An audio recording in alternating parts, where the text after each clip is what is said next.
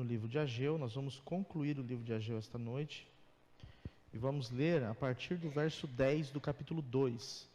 Então, capítulo 2, versículo 10 até o verso 23, nós vamos meditar esta noite. Eu sei que há um pouco de incomodação aí, né? Os bichinhos apareceram, os benditos bichinhos, né? Então isso gera um pouco de inquietação, gera um pouco de incômodo, mas eu convido a igreja a se esforçar na concentração para nós entendermos a palavra de Deus aqui.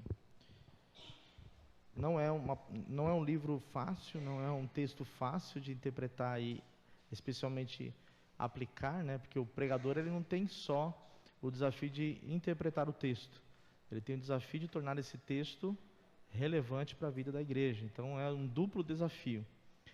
E também tem uma questão que está entre mim como pregador e vocês que estão me ouvindo, que é a minha saúde.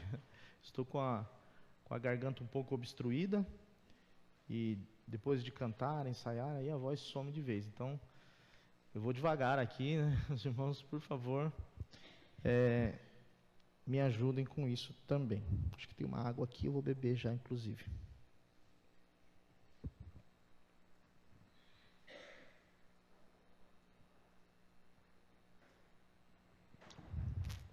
Ageu capítulo 2, verso 10, diz assim: Ao 24º dia do mês, nono, no segundo ano de Dario, veio a palavra do Senhor por intermédio do profeta Ageu, dizendo: Assim diz o Senhor dos Exércitos, pergunta agora aos sacerdotes acerca da lei, dizendo: Se alguém leva carne santa na hora das suas vestes, e com ela tocar no pão ou no guisado, ou no vinho, ou no azeite, ou em outro qualquer mantimento, porventura ficará isto santificado?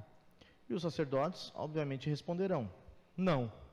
E disse Ageu: Se alguém que for contaminado pelo contato com o corpo morto, tocar em alguma coisa destas coisas, ficará ela imunda? E os sacerdotes responderam, dizendo: Ficará imunda. Então respondeu Ageu, dizendo: Assim é este povo, e assim é esta nação diante de mim, diz o Senhor, e assim é toda a obra das suas mãos. Tudo o que ali oferecem, imundo é. Agora, pois, eu vos rogo, considerai isto, desde este dia em diante, antes que se lançasse pedra sobre pedra no templo do Senhor, antes que sucedessem essas coisas, vinha alguém a um montão de grão de 20 medidas, e havia somente 10. Quando vinha ao lagar para tirar 50, havia somente 20. Feri-vos com queimadura e com ferrugem, e com saraiva, e toda a obra das vossas mãos, a toda a obra das vossas mãos, e não houve entre vós quem voltara, ou quem voltasse para mim, diz o Senhor.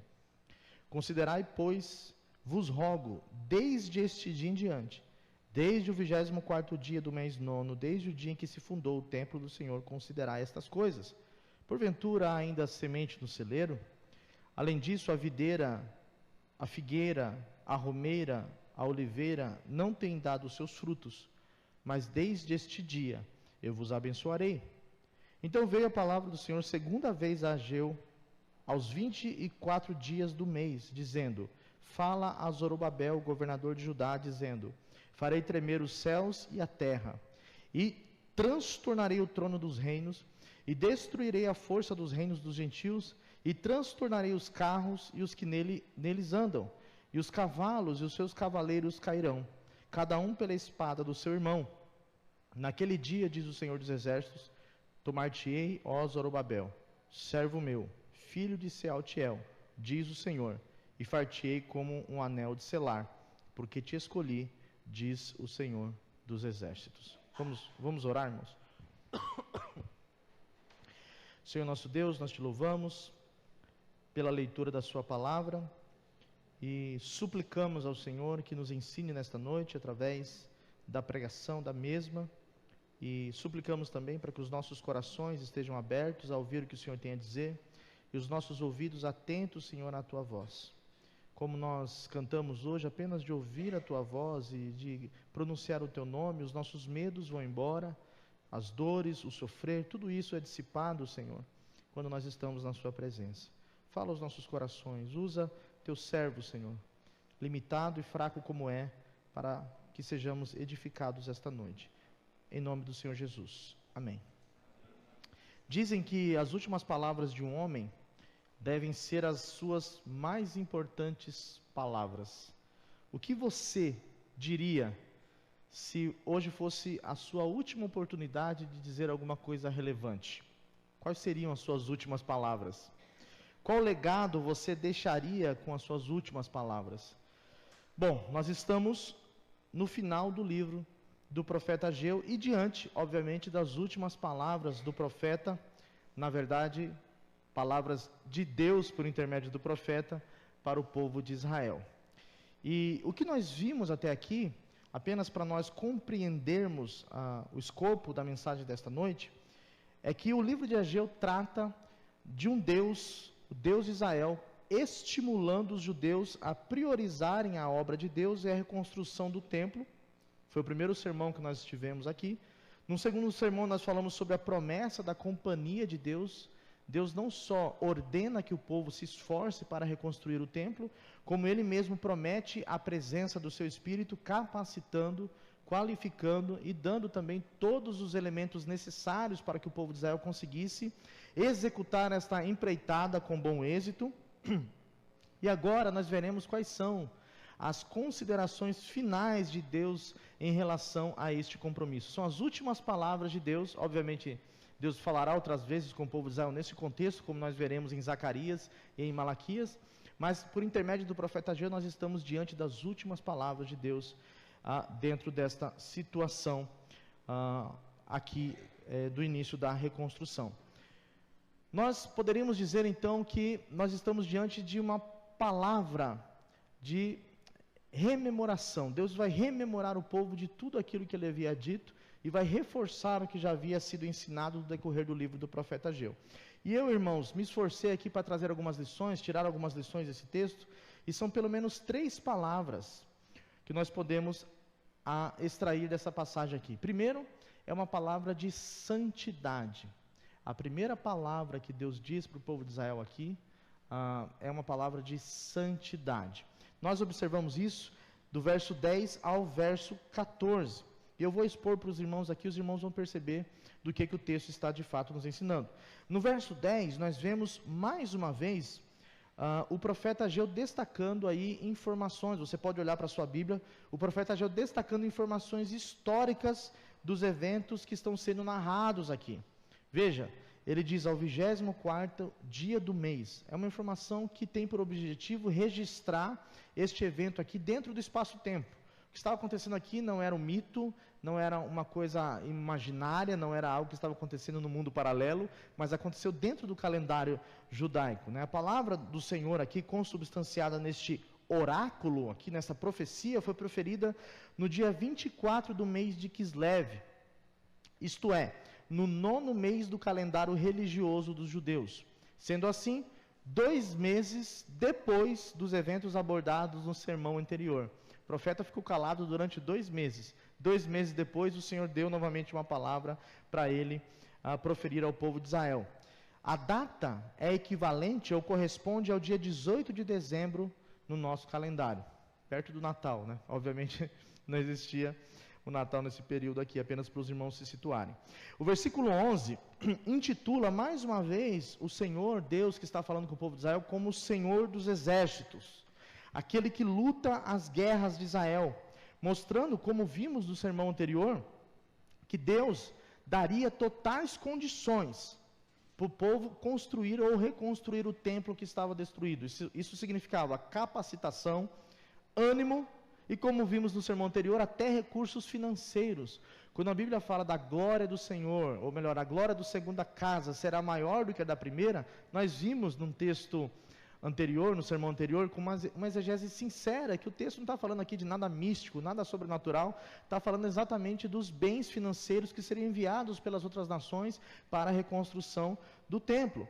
Já os versos 12 e os versos 13 estão consubstanciados aí a centralidade da mensagem desse primeiro bloco. o profeta Ageu trazem duas perguntas que são proferidas aí, que são centrais para a nossa reflexão. A primeira delas: uma coisa santa, ao tocar em qualquer outro objeto comum, se torna santo? A pergunta foi dirigida aos sacerdotes que estavam acostumados a lidar com isso. Uma coisa que era santificada, ao tocar em algum objeto ou em alguma coisa imunda, aquela coisa imunda se tornaria santa? A resposta, irmãos, é mais clara do que o sol do meio-dia. Não. Aquilo que é santo, ao tocar alguma coisa impura, essa coisa impura de maneira alguma se tornará santa. O profeta Ageu prossegue com uma segunda pergunta: e uma coisa imunda, uma coisa contaminada, ao tocar em qualquer objeto comum, essa coisa comum se tornará imunda? Sim ou não? A resposta também é clara como o sol do meio-dia. Sim, óbvio. E percebam aqui o movimento que o profeta Ageu está dizendo: uma coisa santa, tocando uma coisa contaminada, não santifica a coisa contaminada. Mas uma coisa contaminada, tocando em alguma coisa santa, ou até mesmo comum, contamina aquilo que está tocando. Então, isso significa dizer, irmãos, que essas perguntas aqui, eu já vou explicar o que elas significam, elas tratam-se de um método divino para levar os judeus à reflexão da sua vida espiritual. Deus está fazendo perguntas, e é costumeiro, nós temos visto isso, especialmente no Antigo Testamento, como Deus costuma fazer perguntas para o seu povo, para que este povo venha a refletir sobre a sua condição, sobre a sua situação. Então são perguntas retóricas, as respostas são óbvias aqui, são perguntas exatamente com o objetivo de fazer o povo refletir, até mesmo as respostas são óbvias aqui. Para a primeira pergunta, a resposta é um sonoro não. Santidade não é transferível, grave isso, santidade não é transferível. Já para a segunda pergunta, a resposta é um sonoro sim. O pecado, preste atenção nisso, o pecado é transferível. Vide a queda dos nossos primeiros pais. Adão pecou e toda a raça humana caiu juntamente com Adão. Na verdade, esse é um dos argumentos que nós lidamos quando nós vamos falar do Evangelho para as pessoas.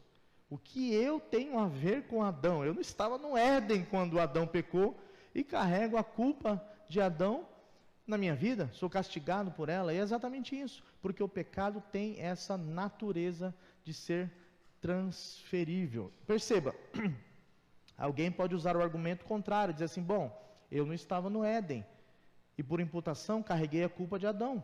Do mesmo modo, eu não estava na cruz quando Jesus foi morto. Eu não deveria, de alguma maneira, levar sobre mim a santidade de Jesus? Tecnicamente, sim, mas teologicamente não é isso que a Bíblia diz. A Bíblia diz que nós recebemos alguma coisa, sim, com a crucificação de Jesus por imputação, mas não foi santidade, foi justiça. Nós somos justificados pela morte de Cristo. A santificação não acontece no momento imediato, quando nós cremos. Acontece como um processo de um esforço, inclusive pessoal, de abandono dioturnamente dos nossos pecados, das nossas práticas que são pecaminosas.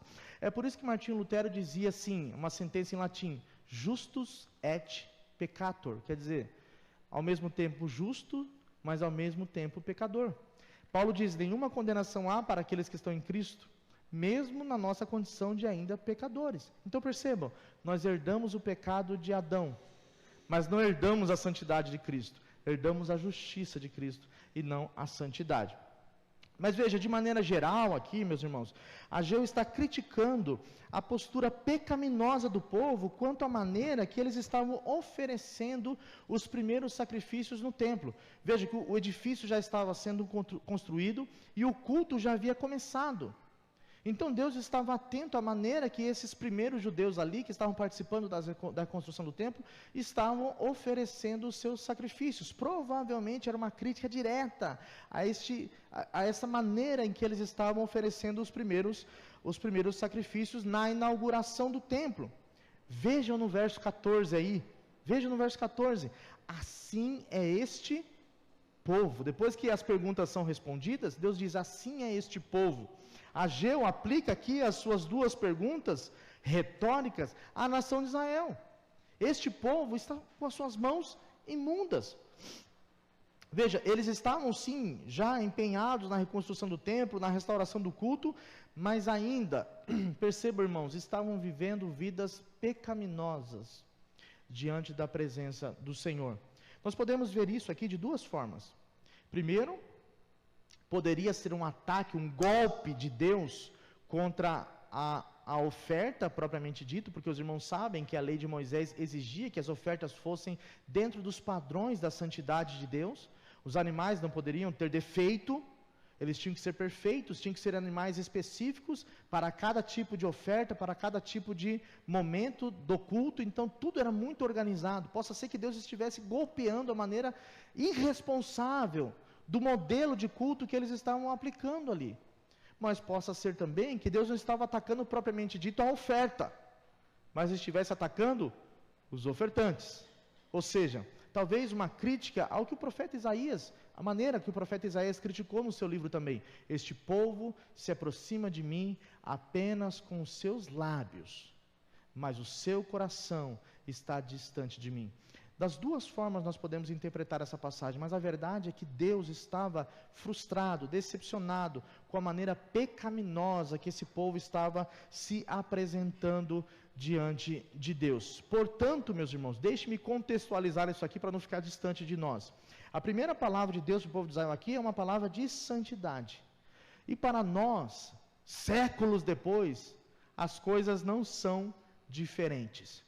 Como nós lemos aqui, logo no início do culto, o autor aos Hebreus deixa bem claro para nós: sem santidade, ninguém verá o Senhor. Sem santidade, ninguém verá o Senhor. O apóstolo Pedro também diz na sua epístola, 1 Pedro 1, verso 15 e 16: sede santos, como vosso Pai celestial é santo. A metáfora, para a gente entender aqui o que o profeta Ageu está dizendo, para os irmãos não saírem daqui sem entender, sem dúvida alguma do que eu estou querendo dizer aqui, pense em um cesto de laranjas, com 10 laranjas. E nessas 10 laranjas, uma laranja está apodrecida. Qual é a probabilidade das 9 laranjas boas tornarem aquela laranja apodrecida boa também? 0. Qual a probabilidade daquela laranja, uma só, em menor número, podre, tornar as outras 9 boas apodrecidas? 100%. A probabilidade é enorme. E é exatamente isso que o profeta Ageu está querendo que nós entendamos aqui. É muito mais fácil, meus irmãos, por causa da massa caída em que nós estamos envolvidos, nós sermos inclinados a fazer aquilo que é errado. Você já reparou como você decora com mais facilidade a música do Zezé de Camargo e Luciano do que os textos bíblicos? Já reparou como a gente consegue passar mais tempo na internet fazendo absolutamente nada do que lendo a Bíblia ou orando? Já parou para pensar por que nós temos mais facilidade de falar de futebol e de coisas que às vezes nem são necessariamente pecaminosas, mas são completamente irrelevantes, do que falar de coisas que são edificantes uns para os outros? Por que isso acontece? Porque nós temos a tendência de, por causa da nossa natureza, sermos inclinados àquilo que é errado. Isso é mais sério do que parece, meus irmãos. Para o pecado, nós não precisamos nos esforçar. Não precisamos. Basta ser o que somos.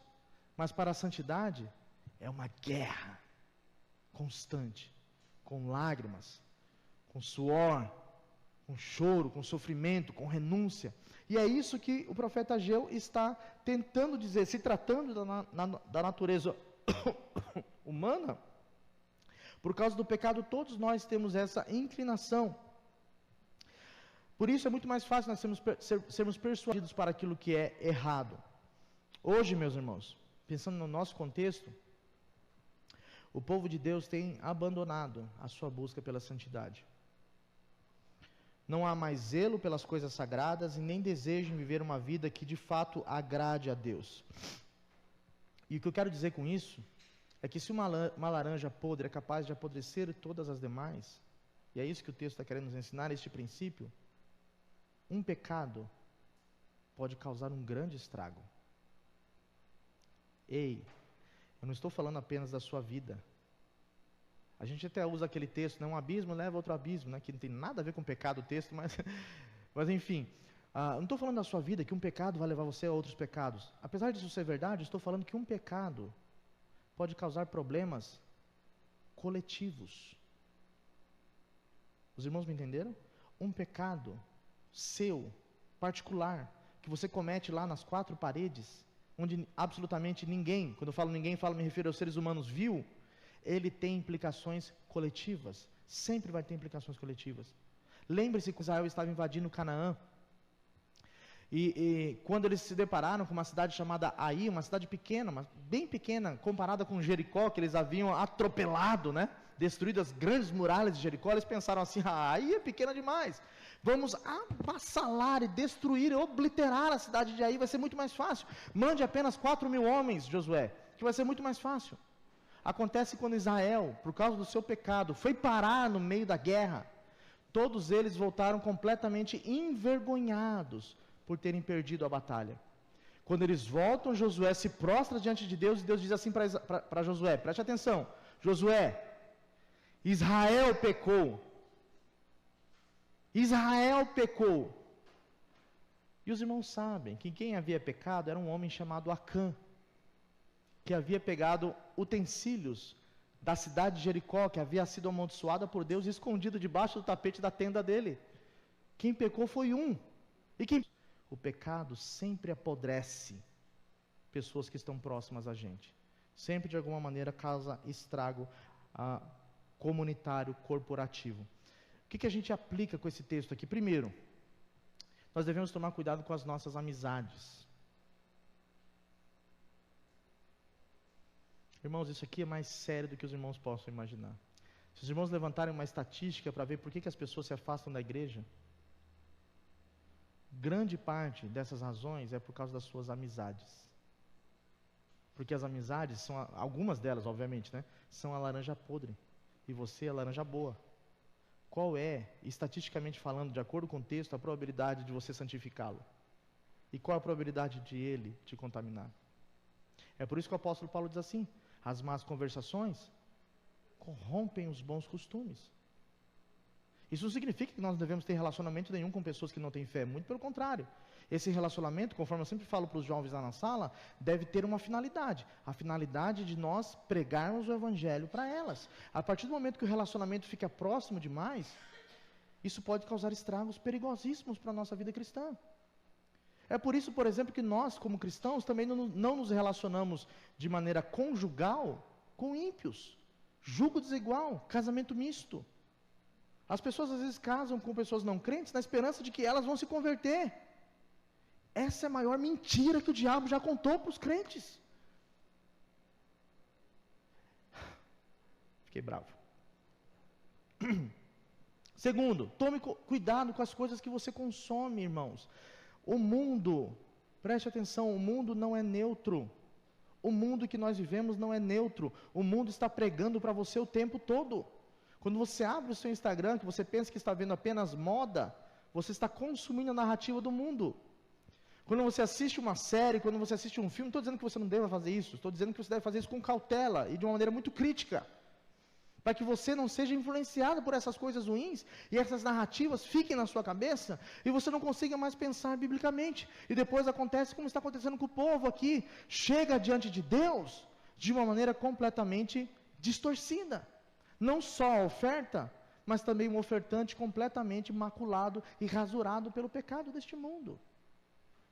Deus está nos, não vou dizer convidando, Deus está nos conclamando, nos convocando esta noite para uma vida de santidade diante da sua presença. Uma vida de abandono do pecado. Eu não sei como você entrou aqui essa noite, mas de uma coisa eu sei, Deus não fala com quem está ausente, Deus fala com quem está presente. E se você está aqui essa noite, provavelmente você precisa abandonar certos pecados na sua vida que estão obstruindo a sua relação com Deus, Criador dos céus e da terra. Então a primeira palavra é uma palavra de santidade. Segundo, a segunda palavra é uma palavra de bênção. Não estranhem isso, mas é verdade. A segunda palavra de Deus é uma palavra de bênção, que vai do verso 15 ao verso 19. O profeta Ageu inicia aí no verso 15, mais uma vez, com um convite para o povo refletir sobre o que está acontecendo com eles naquele período da reconstrução. Esse talvez seja, irmãos, o maior problema do ser humano, a falta de reflexão. A falta de reflexão. O homem moderno vive uma vida no automático. A gente vive uma vida, de alguma maneira, sem pensar, e isso tem atingido a igreja do Senhor Jesus Cristo. Nós nos comportamos sempre querendo informações rápidas, sermões curtos, estamos acostumados com o Reels, que tem 1 minuto e 30, e o pregador passa de 15 minutos, está todo mundo bocejando, estamos acostumando com essas coisas, queremos respostas prontas. Como que a vida cristã? Me dá aí a sua lista de bolo, e a gente segue então aquelas listas, como se tudo fosse tão simples assim, e não é. Deus está agindo na nossa vida, agindo na igreja, e muitas vezes nós estamos desapercebidos. Estamos distraídos demais para compreender aquilo que Deus está falando e a maneira como Deus está agindo na nossa vida. No verso 16, aí, Ageu destaca algumas informações que demonstram exatamente que nesse período, a terra estava vivendo uma grande escassez. Percebam as expressões aí, monte de 20 medidas para 10 medidas. Eles iam nos montes buscar as 20 medidas e encontravam apenas 10. Eles iam para o lagar para tirar 50 e havia apenas 20. Mas o ponto é, essa escassez que o profeta Ageu está descrevendo aqui, vinha como uma ação direta do próprio Deus. Veja aí no verso 17, eu vos feri. Não é isso que está escrito no texto? Eu feri vocês. Essa expressão, eu vos feri, indica que era Deus que estava provocando diretamente aquela escassez. No mesmo verso que nós lemos aí, aparecem as palavras queimaduras, ferrugem, saraiva. Foram meios pelos quais Deus disciplinou os judeus nessa época. Deus estava castigando, trazendo escassez para o povo. E devemos nos perguntar aqui, qual é a razão? Por que Deus está castigando? Por que Deus está ferindo Israel aqui nessa situação? E a resposta está no verso 17, na parte B. E não houve entre vós quem se voltasse para mim. Por que o castigo veio, irmãos? Porque eles não estavam se voltando para Deus, eles não estavam arrependidos. Irmãos, Deus não castiga ninguém sem causa. Deus não disciplina ninguém sem razão. Às vezes a gente pergunta, por que, Senhor, né? Por que isso está acontecendo comigo? Bom, você desconhece as situações, as razões, as motivações de Deus, mas Deus sabe muito bem por que Ele está fazendo isso. Deus não erra. Deus nunca errou e nunca vai errar. Se está acontecendo coisas na sua vida, que você percebe que são juízo direto de Deus, saiba que existem coisas que você precisa abandonar, e coisas que você precisa consertar, para que Deus então cesse o seu juízo sobre a sua vida. O povo parecia estar completamente obstinado aqui. Deus castigava, e eles não voltavam-se para Ele. Irmãos, isso aqui é triste de ver. Isso é triste de ver. Eu não sei se eu já contei isso aqui, mas eu vou contar. Há um tempo atrás, eu tinha uma cachorrinha, pequenininha. Aqui eu não gosto que eu fale o nome dela de maneira pública, mas eu vou falar. O nome dela era Tchuca. Tchuca. E a Tchuquinha uma vez foi comigo lá para o interior, na casa da minha mãe. E a Tchuquinha estava lá brincando, e um amigo meu foi me ver lá. Foi ver-me, né? E ele tinha uma filhinha, da idade da Ayla, assim, mais ou menos. E a criancinha pegou a cachorrinha, a Tchuca, pelas orelhas, e puxou com uma força que a Tchuca gritou, né? Eu não vou imitar aqui, né, irmãos, mas a Tchuca gritou. Né? E aí, ela ficou assustada, todo mundo se assustou, e o pai dela foi discipliná-la, por ela ter feito aquilo, né? Fulana, por que você fez isso? E a criança disse assim, mas eu não fiz nada, eu não fiz isso. Mesmo todo mundo vendo o que ela fez. E o pai dela, um pai cristão, falou assim, olha, eu vi você fazendo, por que você fez isso? E a criança olhou bem nos olhos dele e disse assim, pai, eu não fiz isso. Aí ele falou assim, olha, é o seguinte, eu vou te dar mais uma chance.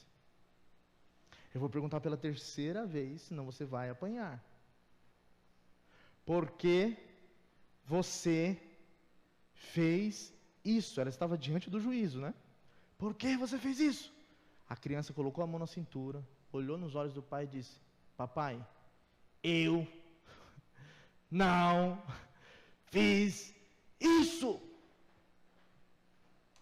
Obviamente, ela tomou uma surra depois. Quando eu vi aquela situação, eu falei, Jesus, assim é o povo de Deus. Assim é o povo de Deus, obstinado. Nós não somos melhores do que eles aqui. Nós não estamos livres de cometer os mesmos pecados que eles estão cometendo aqui. Nós não estamos livres de olhar para o juízo de Deus como se Deus fosse injusto conosco. Às vezes Deus castiga e a gente fala assim, não, eu não mereço que o Senhor faça isso. As coisas dão errado, escassez, a gente planta e não colhe. E a gente fala, nós não temos culpa. Nós somos bons o suficiente para recebermos apenas bênçãos de Deus. E não é isso que nós encontramos no texto, irmãos. Somos obstinados. O povo estava completamente obstinado. Há crentes assim, irmãos, que continuam impertinentes diante do castigo de Deus. Crentes impertinentes, que não se arrependem, mesmo quando Deus os castiga, mesmo quando Deus os disciplina, mesmo quando eles sofrem duras penas nas mãos deste Pai Santo, como é o nosso Deus. Mas veja, Bruno, você não falou que era bênção, só estou falando de castigo até agora, mas veja, apesar desse texto mostrar aqui, nesse segundo bloco, iniciar falando dessa disciplina divina, ela termina, graças a Deus, com cores muito mais suaves, né? Com cores muito mais vibrantes. As notas musicais, se a gente fosse fazer uma música com esse trecho aqui, as notas musicais que começaram dissonantes, começaram menores, obscuras, terminam com notas maiores, com notas muito mais bonitas, com harmonias muito mais consoantes, muito mais harmônicas. Sim, irmãos, Deus termina com uma promessa de bênção. Veja aí no verso 18 e verso 19. O texto aí...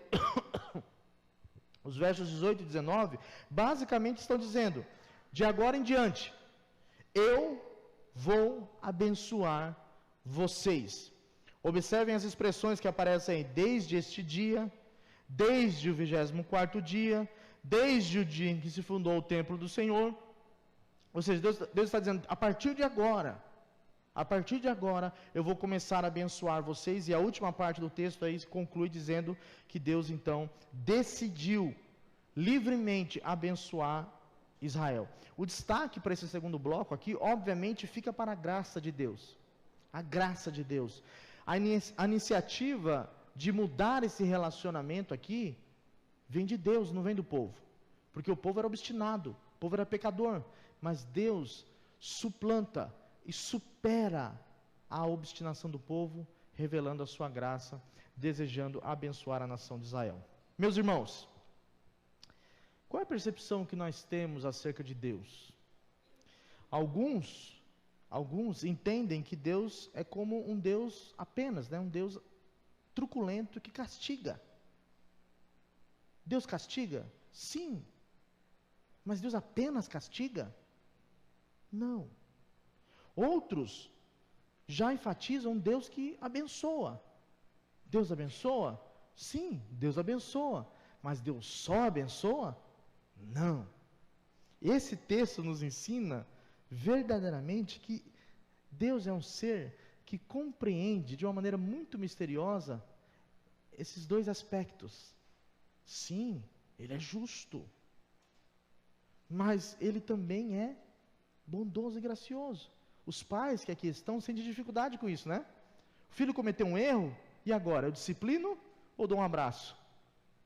O que eu faço? A gente fica, não sabe o que fazer, né? Que se você disciplina, você pode pesar a mão demais. Não é hora de dar um abraço, mas se você abraça, você pode ser leniente ao erro. O que eu faço? Deus não tem essa dificuldade. E nós não precisamos proteger Deus. Deus faz as duas coisas. Parece até que Ageu mostra uma certa esquizofrenia aqui. Uma hora ele está castigando, punindo, ferindo. Outra hora, desde agora eu vou abençoar vocês. Versículo anterior o Senhor estava ferindo, e agora o Senhor vai abençoar? Sim, porque Deus é assim, irmãos. Deus fere. Oh, glória a Deus, mas Ele também cura. Deus machuca, a gente chora, a gente lamenta, mas Ele também consola. Deus bate, disciplina, a gente reclama, fica lá lamentando, mas Ele também nos abraça, como um pai abraça os seus filhos, nos dias mais tenebrosos e escuros. Louvado seja este Deus maravilhoso, que compreende esses dois aspectos na sua vida. Ele não é apenas justo, mas Ele também é bom. Nós não podemos ter preferência por atributos de Deus. A teologia pós-moderna gosta muito de um Deus amoroso, um Deus que não pune mais o pecado. Houve momentos na história em que Deus era um justo juiz, em que qualquer pessoa que pecasse era levada, amarrado no cavalo, para sair arrastado pelas ruas da cidade, para todo mundo ter o exemplo. Que absurdo! Nós não precisamos forçar os atributos de Deus, precisamos lidar com Deus como Ele é, um Deus justo e bondoso. Desfrutem desses atributos de Deus de maneira equilibrada, irmãos. E outra consideração que a gente pode fazer aqui, é que nós não devemos, preste atenção nisso, isso aqui é uma aplicação muito importante, nós não devemos espelhar a nossa relação com a internet, com o nosso Deus. Como eu disse no começo, Deus não é um Google, irmãos. Deus não é um Google, que você está com uma dúvida, você consulta Ele e Ele de imediato vai te responder lá. De imediato Ele vai te dar as regras do jogo. Ou um passo a passo, né, para ser bem sucedido. Senhor, eu quero ser bem sucedido no meu trabalho, me dá o passo a passo. Aí vem lá o passo a passo, todo bonitinho. Não, você não vai encontrar isso em Deus. Deus é um ser pessoal. Ele não é uma coisa. Deus é uma pessoa. E uma pessoa, nós devemos cultivar um relacionamento com Ele. Há coisas assim, veja, olhe para sua esposa, olhe para o seu marido. Há coisas no seu marido que você sabe que ele não gosta. Há coisas na sua esposa que você sabe que ela não gosta. Há coisas no seu filho, no seu pai, enfim, nos relacionamentos, assim funciona. Nós nos abstemos de coisas que podem decepcionar e chatear os outros e fazemos coisas que podem agradar. E com Deus a gente quer que seja diferente. Devemos cultivar um relacionamento pessoal com Deus. Deus não é a internet, que a gente seleciona aquilo que a gente quer ver e desfrutar. Não! Deus é um ser pessoal. E Ele quer se envolver de uma maneira dinâmica com o seu povo. E lamentavelmente as pessoas estão coisificando Deus. Ageu apresenta um Deus aqui que quer se relacionar de maneira viva e vibrante com o povo de Israel. O que nós aprendemos com isso aqui, irmãos? Primeiro, nós devemos imitar Deus. Ser amorosos e ser justos, por mais difícil que isso seja. Não seja rigoroso demais, mas também não seja bondoso demais. Né? Pessoas muito bondosas vão consentir com pecados alheios. E pessoas muito rigorosas vão perder as pessoas. Nós temos que imitar Deus. Eu sei que é difícil, mas esse é o nosso esforço. Segundo, como está o seu relacionamento com Deus? Como está a sua vida de oração? Os seus estudos? Será que você não coisificou Deus aí na sua cabeça? Será que Deus não é um objeto que você está usando nos dias que você pretende usar? Que você, como se ele fosse, sei lá, algum Deus de bolso? Opa, estou precisando, deixa eu tirar ele daqui. Terceiro, nós devemos confiar em Deus, sabendo que Ele pode nos abençoar. Apesar, e louvado seja Deus por isso. É isso que nós aprendemos no texto. Apesar das nossas fraquezas. Quantas vezes, talvez se eu desse a oportunidade para os irmãos aqui, quantas vezes você achou assim, agora Deus vai dar-lhe uma em mim que eu não vou aguentar. Lá vem a pancada. Você faz até assim. E Deus vai lá e te dá um abraço. Ô irmãos, eu me emociono com isso. Eu me emociono com isso. Que Deus maravilhoso que a gente serve, né? Deus é misterioso. Deus misterioso. Então nós devemos ter essa convicção de que a bênção de Deus pode chegar quando você menos espera. Quando você menos espera. Até quando você acha que merece o castigo. Até quando você acha que merece a punição de Deus. Deus também pode ainda dizer, a partir de agora, Bruno, decidi te abençoar. Segue a vida que eu vou te abençoar. Louvado seja Deus por isso. E a última lição que a gente aprende aqui, irmãos, é uma palavrinha que eu quero que os irmãos que têm caneta anotem, se não tiver, grave na cabeça. Vindicação. Vindicação. Está nos versos 20 ao verso 23. Bruno, você não poderia colocar uma palavra mais fácil? Poderia, mas eu não quis. Para deixar o negócio difícil para os irmãos mesmo. Vindicação é o que nós aprendemos do verso 20 ao verso 23. Vamos lá. Esse último bloco aí nos mostra então as últimas palavras registradas do profeta Ageu. E elas, se os irmãos observarem, são dirigidas a um indivíduo que já foi citado outras vezes. O rei Zorobabel. Nome difícil, né? E feio. Conhecido também como um príncipe davídico. Ele era descendente de Davi. Em uma linguagem escatológica tradicional, ele apresenta uma nova fase da história do mundo. Perceba que a profecia que é dirigida a Zorobabel não se refere especificamente ou apenas a Zorobabel. É uma mensagem escatológica de um Messias vindouro. Os irmãos já sabem onde eu quero chegar aqui, né? De um Messias vindouro que seria rei, um rei justo, que reinaria sobre Israel. No verso 20, o termo traduzido aí no verso 20 para novamente, e veio a palavra do Senhor, ou a segunda vez aí, né? Novamente quer dizer literalmente a segunda vez. Deus fala pela segunda vez nesse mesmo período aqui. Dado o fato que essa mensagem veio em 18 de dezembro, como nós já dissemos anteriormente, exatamente no mesmo dia do discurso anterior, isso justifica porque eu estou pregando no segundo bloco nesse mesmo sermão. Se trata tecnicamente de uma mesma mensagem, foi proferida no mesmo dia. Eu não sei se Ageu profetizou de manhã, depois voltou à tarde para trazer o resto da mensagem, mas eu sei que ele profetizou no mesmo dia. Aparece aí, meus irmãos, no verso 21, mais uma vez também a expressão que nós já estudamos em outro sermão: farei tremer os céus e a terra.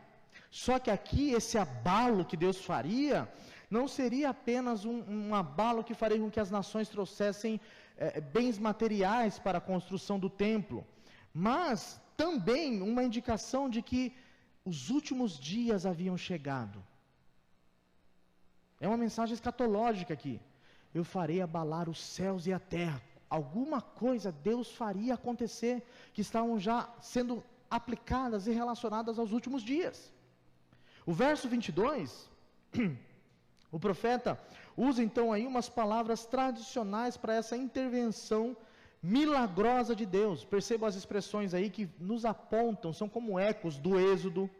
Vejam, cavalos, carros, cavaleiros sendo destruídos. Alguma coisa também que nos faz lembrar Sodoma e Gomorra, como Deus castigou Sodoma e Gomorra. Homens cairão pela espada um do outro. O fato aqui, irmãos, é que Judá, a nação de Judá era muito pequena em defesa, mas Deus estava dizendo assim: eu destruirei os inimigos que estão ao redor de vocês. Eu vou aniquilar, obliterar todos aqueles que estão se levantando contra vocês. E essa profecia foi dirigida para um rei davídico chamado Zorobabel. E enfim, graças a Deus, né, irmãos, chegamos no versículo 23. O vocabulário aí continua sendo de um significado bem especial. Observe a expressão tomar-te-ei. O verbo aqui é usado no sentido como se Deus estivesse escolhendo de fato Zorobabel dentre vários aqui, dentre várias pessoas. Zorobabel não é apenas um governador, mas também um servo, um título que foi usado em outras ocasiões para o rei Davi. Esse servo também, diga-se de passagem, foi um termo usado para Jesus, lá em Isaías 53, o servo sofredor. A tribo de Judá, o monte de Sião e Davi foram escolhidos de maneira semelhante para concretizar o povo de Deus.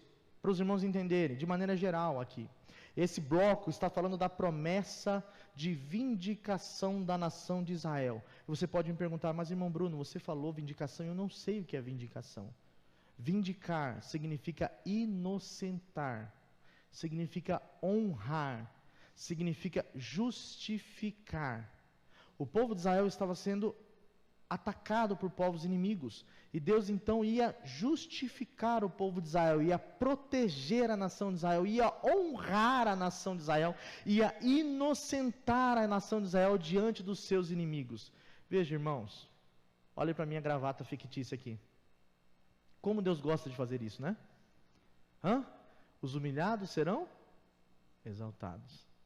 Lembra do próprio Jesus, aquele que se humilhou, que sendo Deus, não teve por usurpação ser igual a Deus, antes aniquilou-se a si mesmo, tornando-se servo, semelhante aos homens, e depois foi morto, morte de cruz, e foi morto, sepultado, humilhado.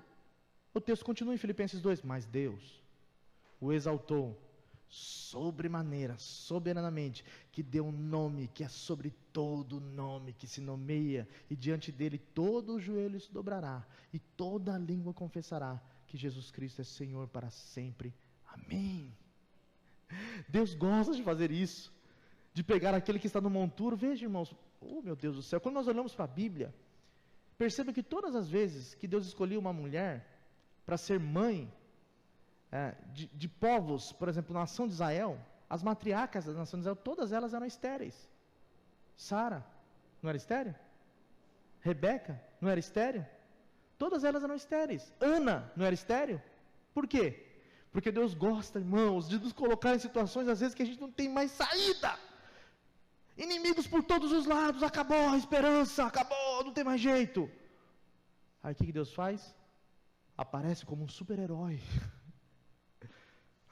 Eu vim para te proteger. E ele então vindica o seu povo. Ele exalta o bichinho de Jacó e coloca para se assentar entre os príncipes dos reis. E coloca lá em cima e exalta todos. Aquele que é humilhado, um dia será exaltado. Essa é o que os teólogos chamam de inversão escatológica. São os últimos que serão os primeiros. São os que choram, que vão sorrir. São os pobres que serão ricos. São os esmagados por este mundo maldito e pecador, que um dia desfrutarão das maiores belezas que esse mundo pode oferecer, irmãos. Esse último bloco, então, nos ensina como Deus não só, e eu tenho uma aplicação muito importante, segura mais um pouquinho aí, como Deus não só favoreceu Israel, nesse período aqui, mas como Deus prometeu para Israel coisas maravilhosas, relacionadas inclusive ao Messias. Irmãos, nós temos acompanhado o que está acontecendo em Israel nos dias de hoje. E eu tenho aqui uma consideração até um pouco pastoral para falar para os irmãos. Nós temos acompanhado o que tem acontecido com o povo de Israel a respeito das guerras e do terrorismo que tem acontecido lá, especialmente por conta do Hamas, né? Esse grupo terrorista que atacou Israel há um tempo atrás e ocasionou toda a guerra. O que vemos nas Escrituras, porque eu estou aqui para pegar a Bíblia e olhar para essa situação através da Bíblia, é que Deus amou Israel. Deus amou Israel. Deus escolheu Israel. Ok? É isso que nós encontramos aqui. E prometeu para Israel um Salvador. O apóstolo Paulo diz em Romanos 11, todas as alianças que foram feitas, percebam, nós olhamos para a Bíblia Sagrada e vemos várias alianças, não vemos? Todas as alianças foram feitas com a nação de Israel. Mas Bruno, e nós? Nós somos participantes, nós aprendemos isso com a pregação que o pastor tem feito em Efésios. Nós estávamos distantes das alianças, mas nós fomos aproximados a essas alianças que foram feitas com Israel.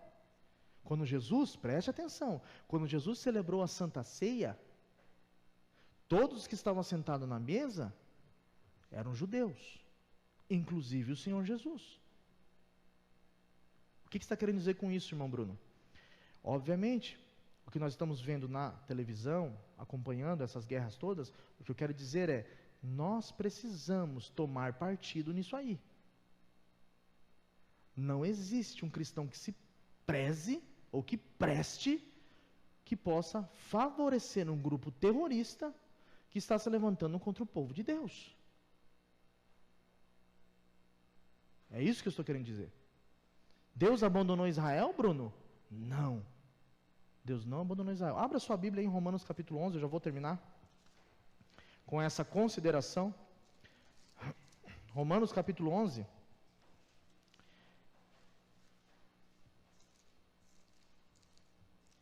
Eu vou citar os versículos para os irmãos não acharem que é coisa da minha cabeça, né? Ah, Bruno está inventando história. Não, vamos ler o texto. Romanos capítulo 11, verso 1. A Gé vai colocar aqui também. Isso, muito obrigado.